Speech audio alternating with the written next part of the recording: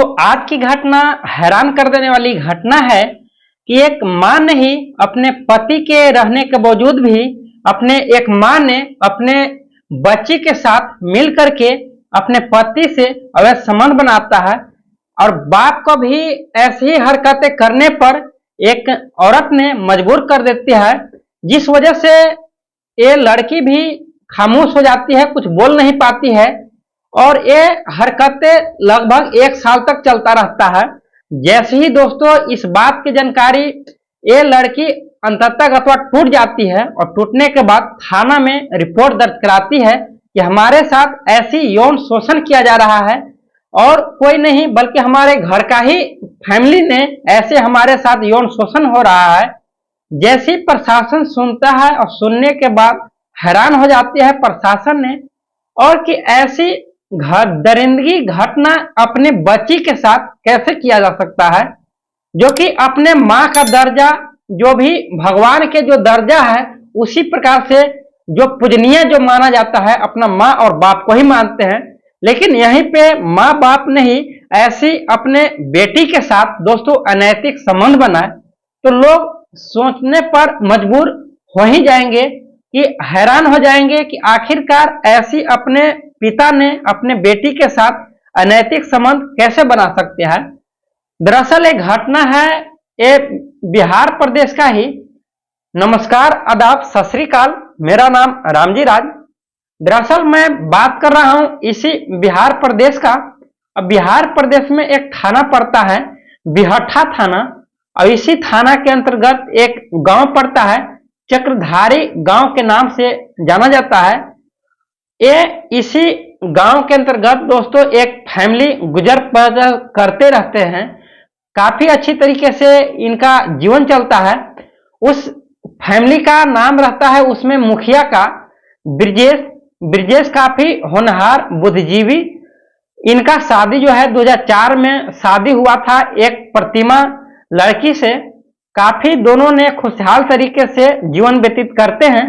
लेकिन उसी दौरान में कुछ दिन बीतने के बाद, यानी कि 1.5 साल होने के बाद एक बच्ची का जन्म देती है प्रतिमा ने, जिस बच्ची का नाम रहता है खुशी के नाम से जानते हैं। अब इस बच्ची को पढ़ाने के लिए अपना दिल्ली भेजते हैं और दिल्ली दोस्तों भेजने के बाद वहां पे अच्छी तरीके से पढ़ाई करती है। खुशी ने काफी तेज रहती है। तब से ही वहीं का एक दिल्ली का ही रहने वाली एक इसका खुशी का एक सहेली थी जिसका नाम है पूनम।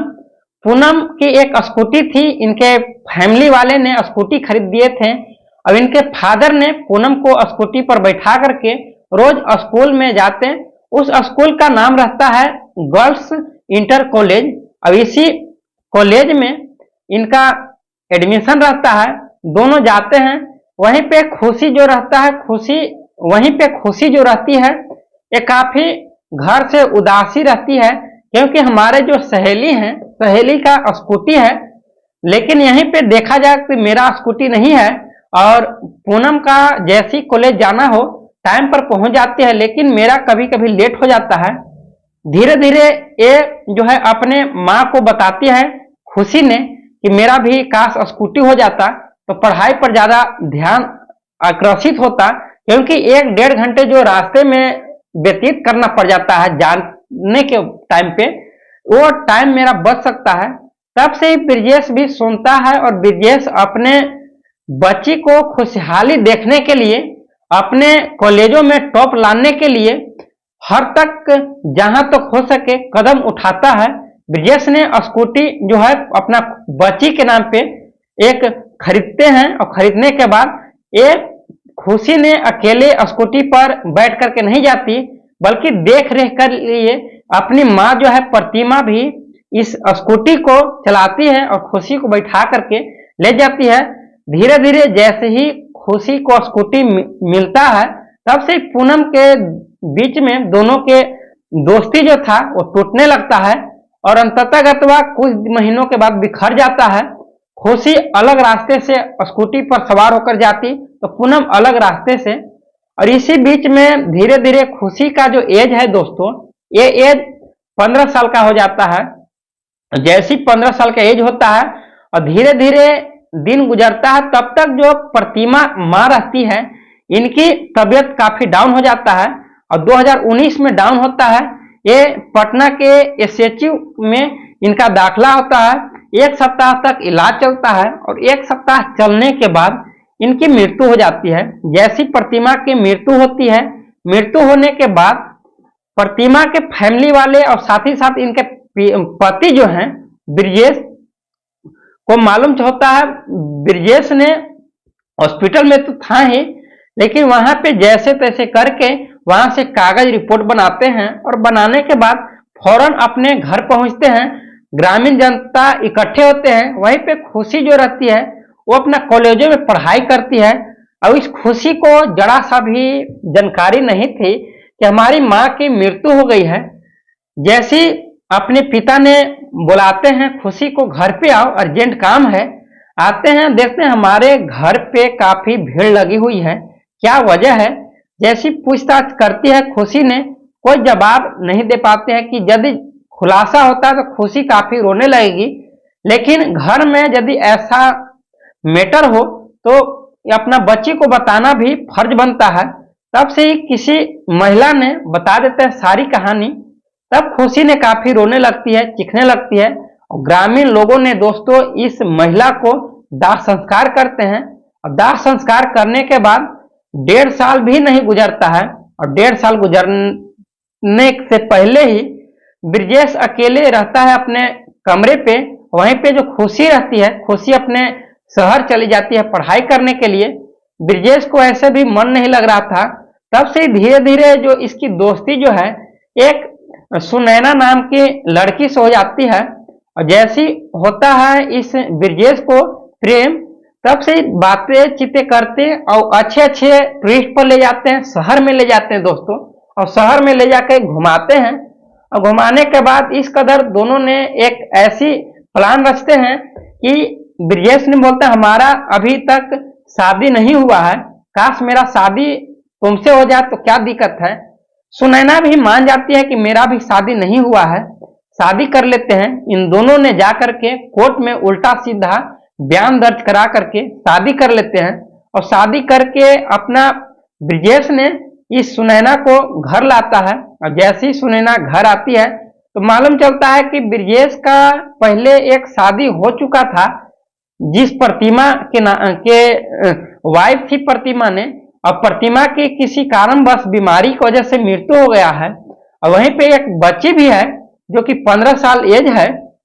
जैसी 15 पार हो जाता है, 16 के आसपास रहता है। जैसी होता है तो ये थोड़ी बहुत सुनैना ने नाराजगी दिखाती है, लेकिन ब्रिजेश ने बोलता है कि शादी तो अब कर लिए हैं, अब कुछ हो नहीं सकता।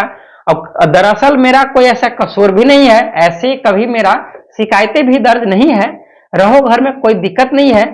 सुनैना भी दोस्तों मान जाती है और मानने के बाद अब कहानी सिलसिला होता है कि खुशी के पैसे न जुटने की वजह से वहां से कॉलेज से इनका एडमिशन जो रहता है, ये अपना पढ़ाई करती है, वहां से कट हो जाता है और अपने घर पे ही ये पढ़ाई करती है। तब से ही जो सौतेली माँ रहती है सुनैना, एक खुशी को बराबर प्रॉपर जो है तंग किया करती, कभी खाना नहीं देती तो कभी चाय नहीं देती, कभी बर्तन मांजा हुआ नहीं रहता तो झाड़ू से भी सुनैना ने अपने खुशी को मारती थी। फिर भी खुशी सहती जाती है, कोई बात नहीं, कुछ दिन कहते हूँ मेहमान, इसके बाद मेरा शादी हो जाएगा, मैं दूसरे घर चला जाऊंगी।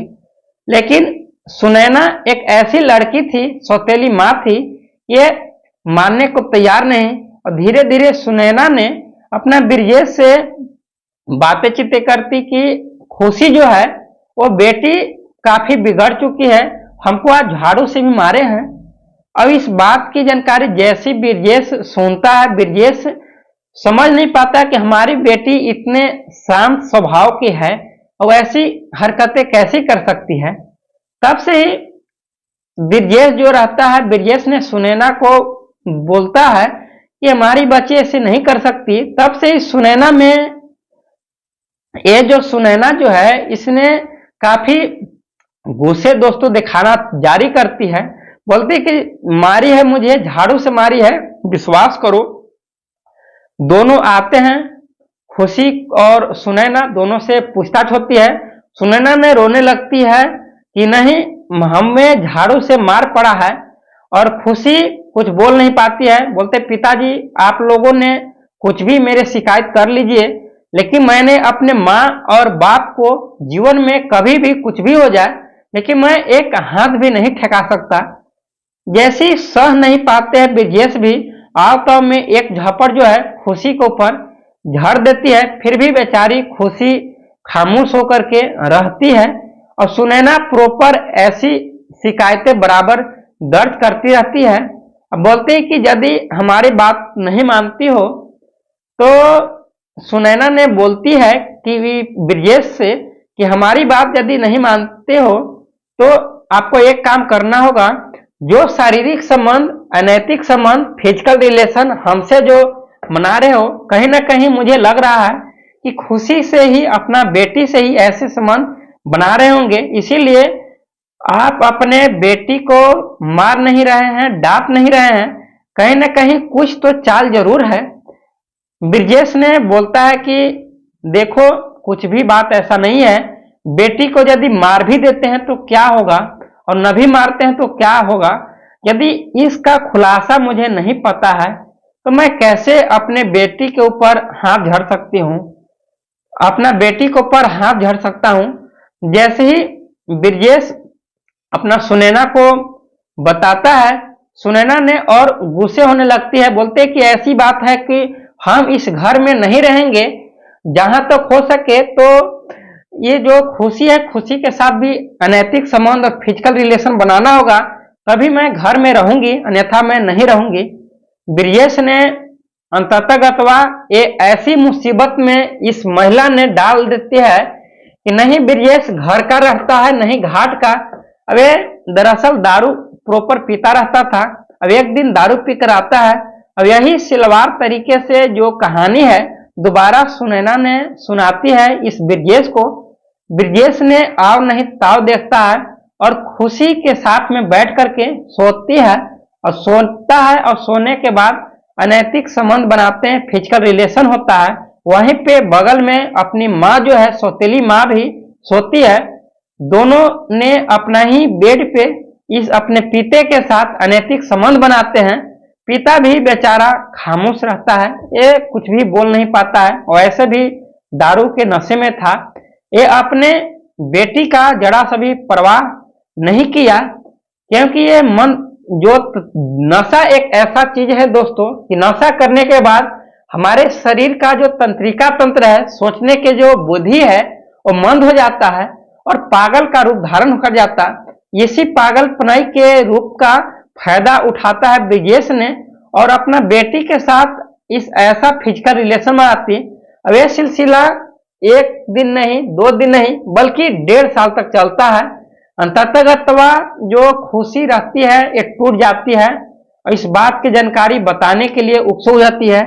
यदि मैं इस बात की जानकारी ग्रामीण लोगों को भी देता हूं तो शिकायतें मेरी घर के भी होगा, लेकिन हमारे पिता अब मानने से वंचित नहीं है, अब मान ही नहीं रहे हैं। दरअसल मजबूरन बस मुझे ऐसा हरकत करना पड़ रहा है। एक खुशी ने फौरन अपना नजदीकी थाना जाती है, यानी कि बिहठा थाना। वहां पर जाकर के वहां के जो डीएम होते हैं, डीएम से शिकायतें करते हैं, और डीएम उसी के बगल में डीएम रहते हैं, और डीएम फौरन प्रशासन को इंफॉर्मेशन देते हैं। वहां के एसडीओ होते हैं, और एसडीओ होते हैं, एसएचओ साहब होते हैं, और वहां इस थाने के जो हेड जो हैं वो भी अपना रहते हैं। और रहने के बाद बातचीत होती है, और बातचीत होने के बाद पूरी सिलवार तरीके से खुशी ने ऐसी बयान दर्ज करती है, ऐसी थाने के ऊपर एक ऐसी कहानी सुनाती है कि सुनाने के बाद थाना के जितने वहां के स्टाफ थे चौंक जाते हैं, दरोगा भी हैरान हो जाते हैं कि आखिरकार एक बच्ची के साथ। दोस्तों लाइन कट हो गया था। अपना इस शिकायतें जब दर्ज होता है, और दर्ज होने के बाद दोस्तों ये जो कहानी है ये प्रशासन अपने कस्टडी में लेती है, और ये जो अपना जो ये महिला रहती है सुनैना को अपने कस्टडी में लेती है, और लेने के बाद 302 धारा लगा करके इसको जेल का हवाले कर दिया है। और साथ ही साथ इसके बारे में आपका क्या राय है कमेंट बॉक्स में दीजिएगा। और कहानी सुनाने का उद्देश्य आप लोग का दोस्तों दिल दुखाना और सचेत करना नहीं था, बल्कि सावधान करना था, जागरूक करना है कि ऐसी क्राइम, ऐसी घटना न हो। और ऐसी कहानी यदि जानकारी आसपास के तमाम लोगों को होता है तो जल्द से जल्द बताएं और शेयर करें, लाइक करें। एक सब्सक्राइब से आप लोग का के साथ साथ मेरा हौसला बनता है, अगला वीडियो बनाने में उम्मीदें रखती है, हौसला मिलता है, इसलिए सब्सक्राइब करना दोस्तों न भूलें। जय हिंद दोस्तों।